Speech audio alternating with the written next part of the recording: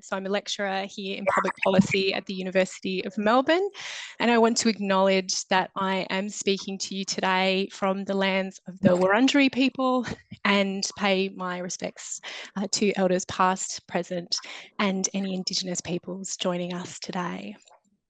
So as has been beautifully prefaced, the presentation today will be a little bit about my journey from my PhD research to the very polished book that we'll be talking about in the podcast later this year.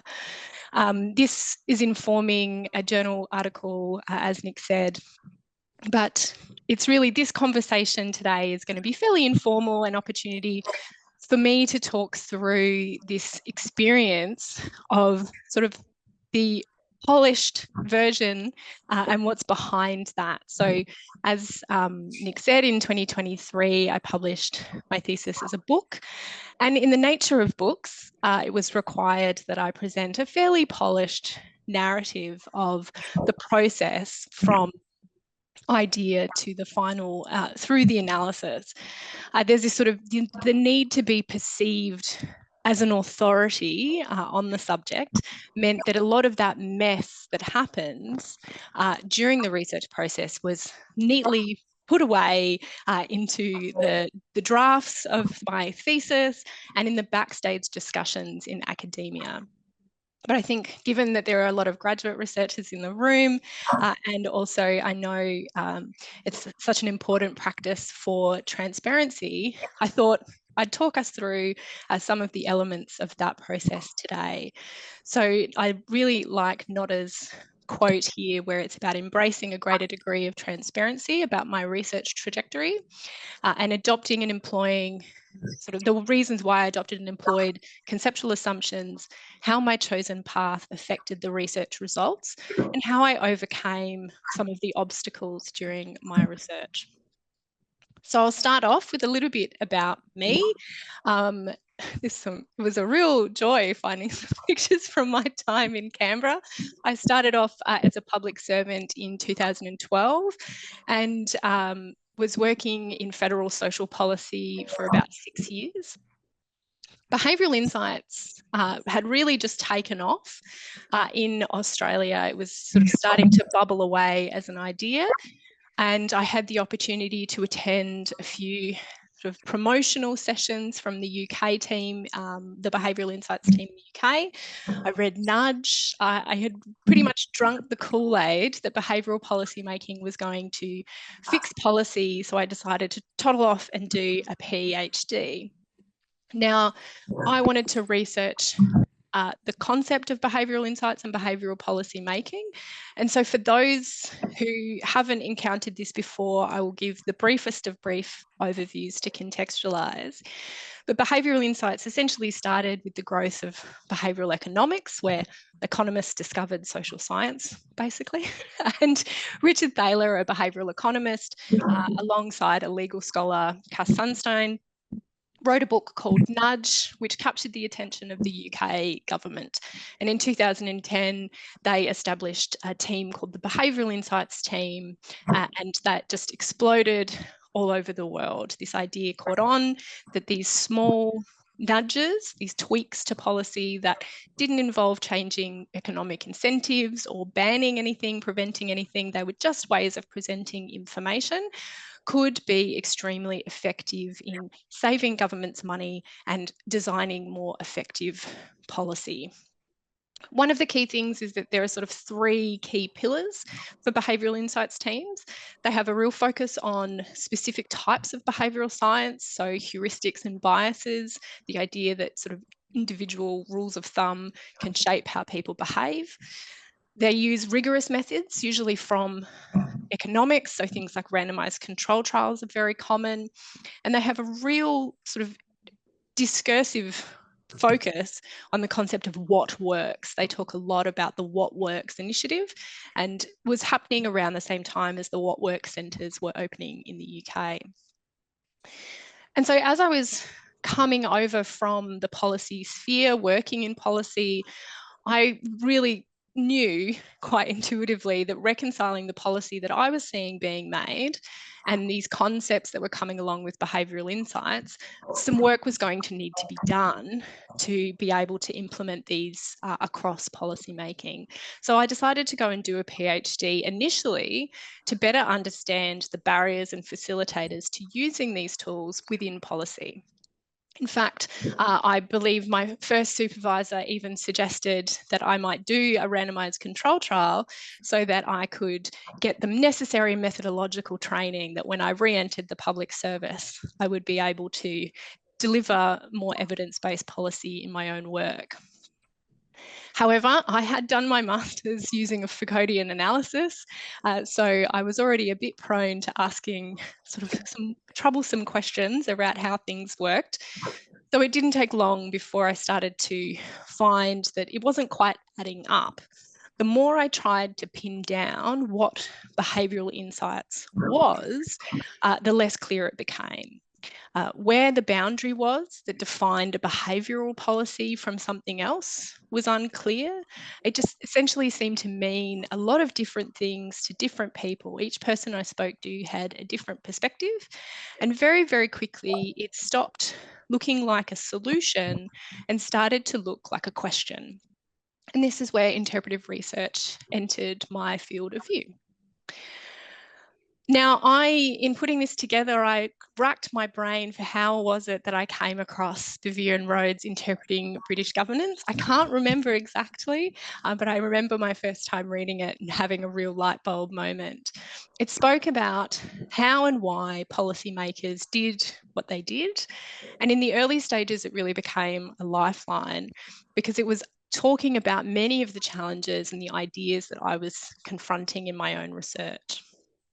The focus on narrative, I think, was the most standout part at the beginning, where they had a real focus on how stories that people tell were really important for understanding where they were coming from and the explanatory work that that narrative could do.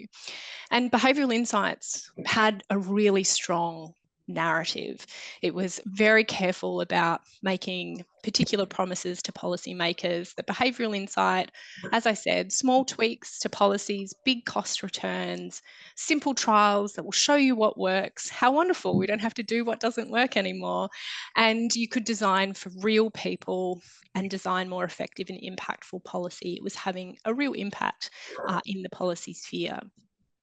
And these narratives aligned with traditions that I saw coming into play. And I'll talk a little bit more about that later on in this discussion. But I did apply the concept of traditions a little bit differently to Bevir and Rhodes. They applied from the top down, thinking about governance traditions, whereas mine were from the practice, the everyday practice of the people I was able to observe, so more from the bottom up. And traditions in IPS, interpretive political science, Bevir and Rhodes sort of conceptual framework, are the vehicle for how people make sense of their experiences. They're the necessary background, this is a quote, the necessary background to the beliefs people adopt and the actions they perform. But it's important to recognise that traditions do not determine or even fully explain actions. They're simply structuring narratives. They shape interpretations and help people make sense of their experience. They're also socialised over time, which is something that I found particularly interesting, having come from the public sector and found the process of sort of implicit and explicit learnings a very interesting experience. So again, coming from my own lived experience, like that was shaping my analytical lens. And this idea that, you know, traditions don't determine why people believe what they do, but that it's a sort of social heritage that is learned over time. One of the key critiques is where do traditions come from, who decides? And Bevir and Rhodes state that they're artefacts, they're interpreted by researchers, scholars who are observing, but they're constructed in a way to best explain what is of interest to us. They're not given or natural, so they're sort of tools for analysis. So I went to do my fieldwork. A really important precursor to this is while I went off to do my fieldwork, I was still technically employed by the public service. So I had been working part-time for the first year of my PhD, maintaining 1 day a week. And then I went on to a 0-hour contract while I went to do an internship with Prime Minister and Cabinet. I mention this because it allowed me a degree of access that now, as an academic, I would struggle to get within the public service, because I was protected by the legislation, so the APS Code of Conduct, and I couldn't report on things that were cabinet in confidence. So there was a comfort in allowing me the level of access that I gained. I started my research in 2016 and spent 47 days over 3 months and in the field for about 6 to 8 hours a day. And so it's about 280 to 350 field hours in total. Now, one of the things that came up in the workshop is whether that was enough time. And so I thought I would just explain the reason that that decision was made. So there were 2 key things. 3 months is the standard length of an internship at the Department of Prime Minister and Cabinet. So there were already practices and norms in place for me to come and do that work for that period of time. And that made negotiating access a lot easier because they already had things established and in place. But also I was entering the field as the behavioural economics team were undertaking a process of getting new projects on board. So they were moving from their first stage to their second stage, as they defined it. And so I was able to sit there and work with them as they were negotiating these projects with their project partners. Meetings made up the majority of my fieldwork data. And what this meant that I could observe this negotiation process in the early stages of project definition. But once the team settled on those projects, they almost exclusively sat at their computers. And as an ethnographer, that wasn't necessarily the most exciting data to observe. So as the space became less meeting heavy and more independent, it became a less and less fruitful place to be. So I tapered off and stopped going into the field around that time. In addition to that, I undertook 19 semi-structured interviews with people from the behavioural economics team, staff members of several partner departments, and also a few former members of the team. And these were intended to provide a detailed view of how actors, what they thought about behavioural insights, what it represented to them.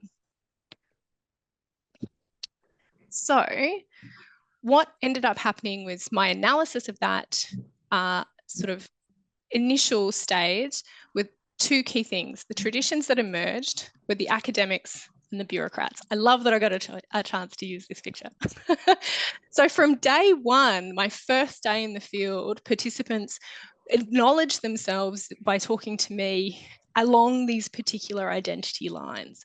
And I believe this was partially because of my own position as a former public servant, still technically employed, but former, now working in an academic space. So they defined themselves as sitting on one side of that spectrum.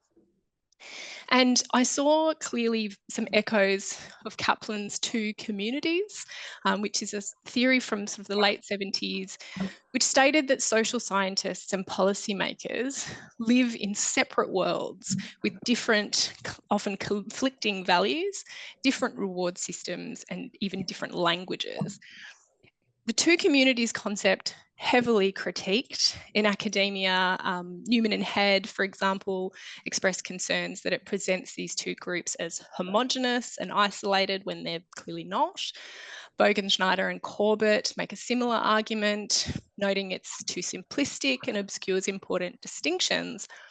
But the problem I had is it was what I was observing in the field. It was true that these people tended to identify themselves along these 2 lines. So in my early coding, the academics and who I came to call the bureaucrats, I don't think they would have agreed with that term, probably preferring public servants. There's a reason for that, which I'll explain later. But that was operating within the behavioural economics team, these 2 very clearly identified communities.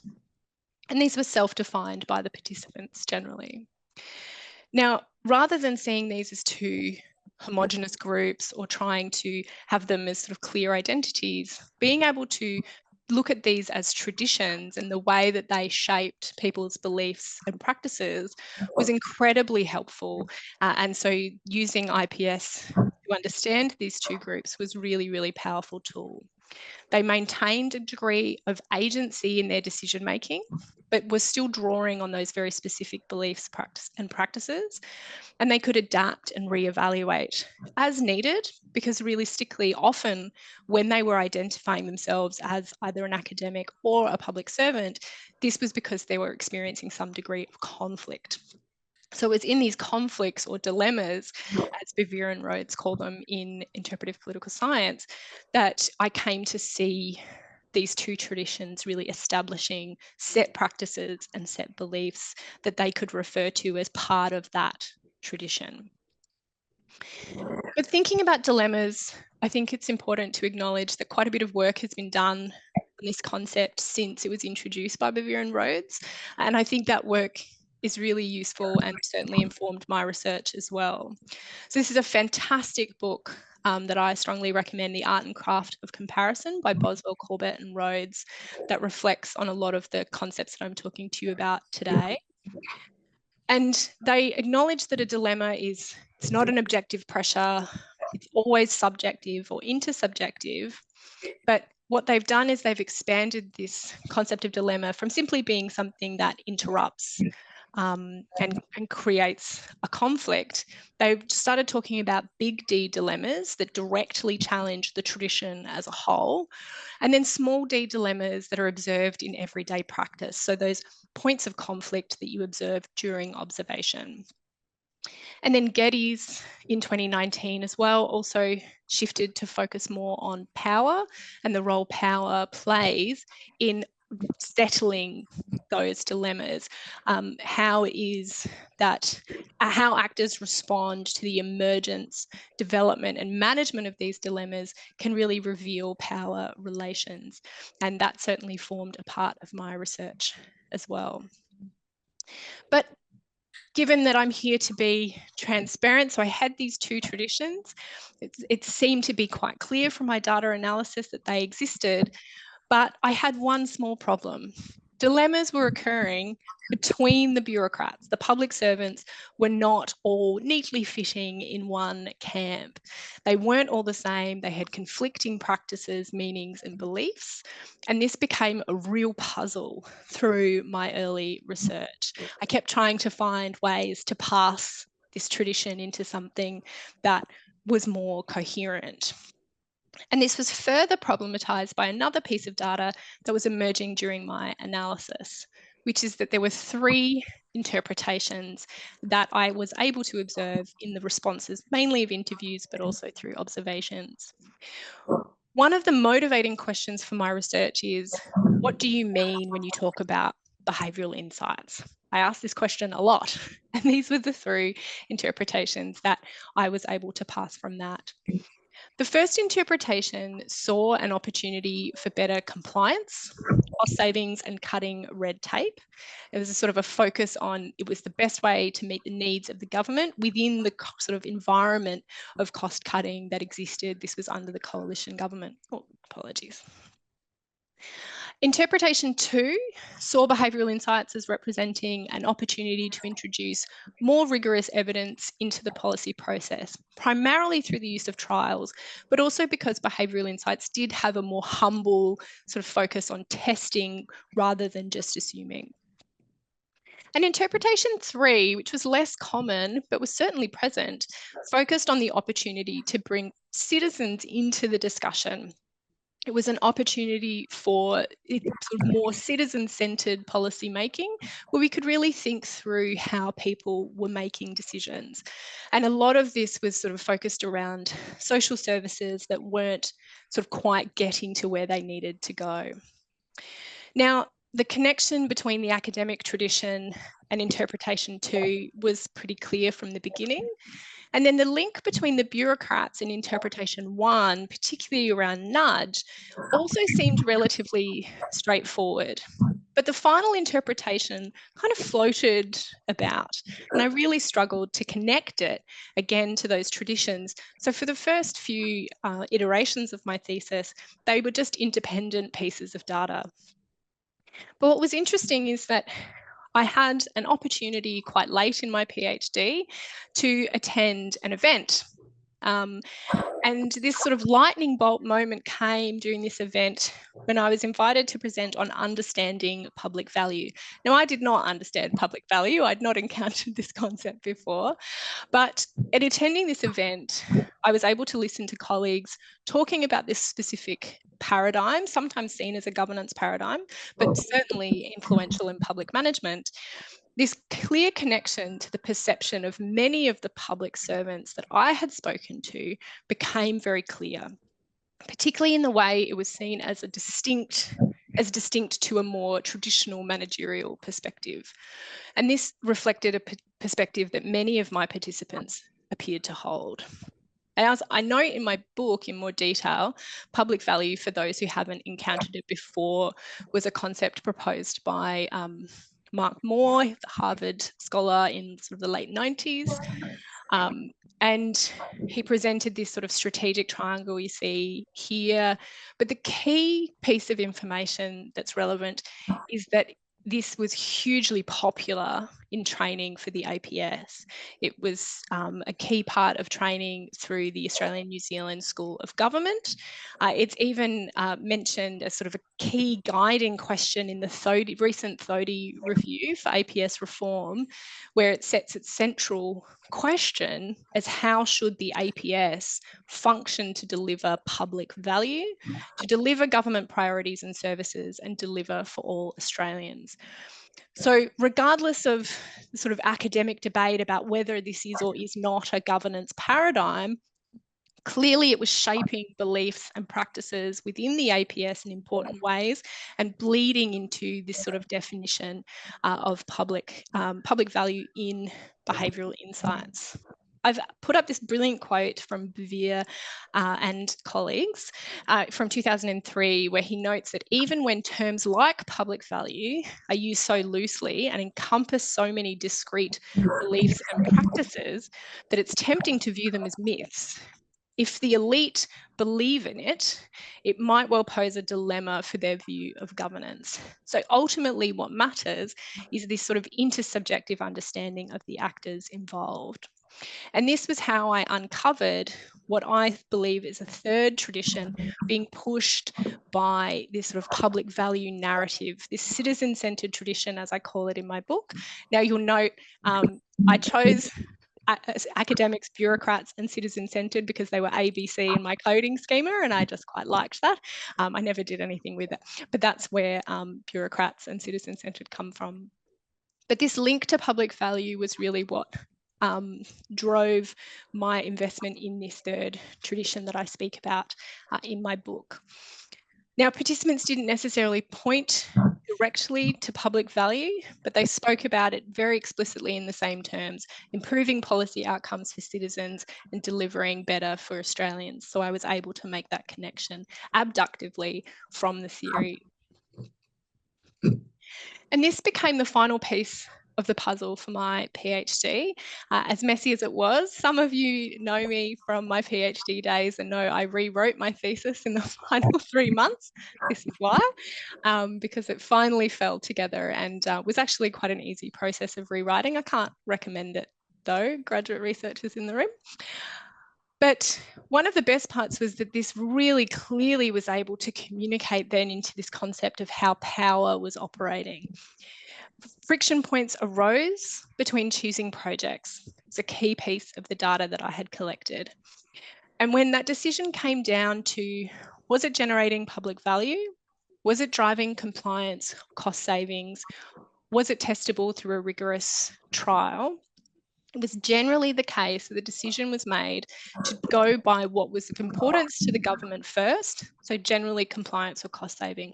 And that makes perfect sense in the public sector, that would be what would be driving the main agenda. However, then, if it could be tested, all the better. And under sort of remit of the research director at the behavioural economics team at the time, this was a requirement. It had to be a randomised control trial. But since his departure, I believe that has become more of an option rather than a requirement. But then importantly, public value generation was a nice thing to have, but it was generally not a requirement for that program or policy to go ahead. So it was a lower priority than the other two. So the negotiation between these different traditions, these different beliefs and practices that supported them revealed a lot about how power and legitimation in policymaking in the APS was operating. In the book, I highlight that the bureaucratic tradition retains a strong grip over the backstage processes of how the public sector works.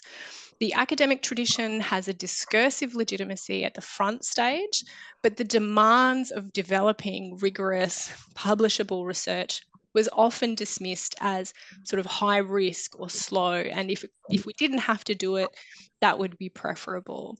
And then finally, bringing in citizens, working closely with them, doing that qualitative bottom-up work that was important for understanding the public value component, that was a nice to have, but it was inessential.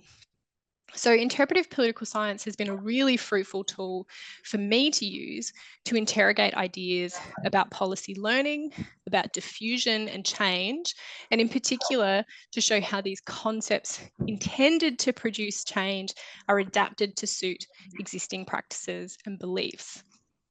And I wanted to flag some areas in future work where I hope to continue to use this approach.